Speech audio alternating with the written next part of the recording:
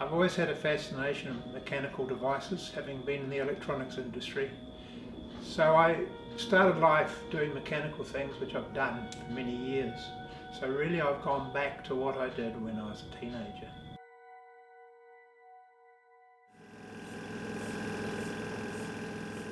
The thing I've done more of now is that I take on something that's a challenge to me. I didn't know how a compound steam engine works, so I made one. I looked for a steam engine that was more precise, so I built the beam engine and then the oscillating engine, which to me was Clockmaker's quality of engine, the precision required. I've gone from classic motor cars back to something, because if you make a mistake you put it in the bin and you cut off another bit of metal and you make another one. And I love my cars because I was brought up with them, and I feel very lucky that I've owned the cars I did and restored them and driven them and got the pleasure out of them. And then with the V12 Jaguar, developing the ignition system from the old one that fitted Aston Martin, the Aston Martin V8, the V12 Jaguar and Cosworth racing engines, the V8 Cosworth engine. I made the boards and the pickups and sent those all around the world.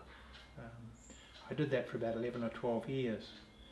And one day I thought, well, I don't think I want to be fixing up people's cars anymore, and I've gone onto my clocks.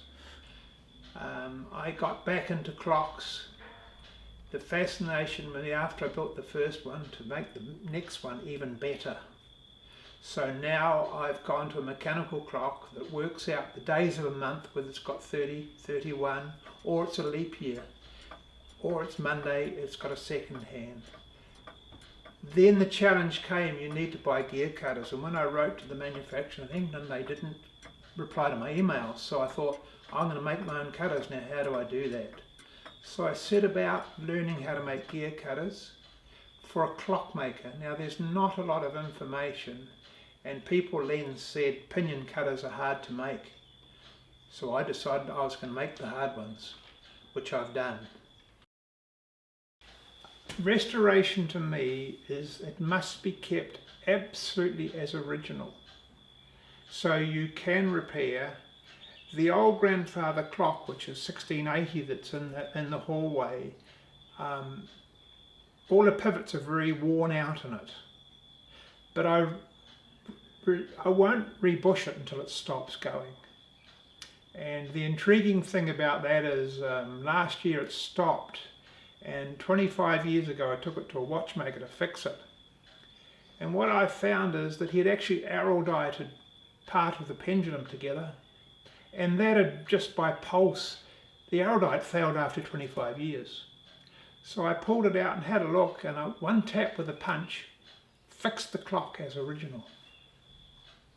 So it is an art, and it's lovely to get an old thing going as original.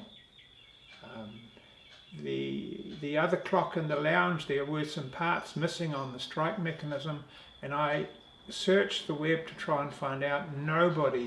I got no information, so I sat down and worked out how it worked, and I fixed the strike silent part of it. And that, to me, is I've kept it as original as I could.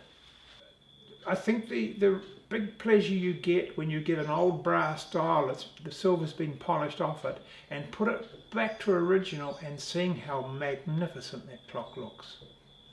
They certainly are, and a lot of people have, probably because they haven't sat down and worked out how to do it. But you've got to remember that people did this when they only had a horse and cart. They made these things. They didn't have any electronics. And so it is a case of sitting down and the pleasure in doing things mechanically. It's quite easy to do things electronically, but to do it mechanically, and especially the calendar clock, that was a real challenge when I looked at it. I thought, wow.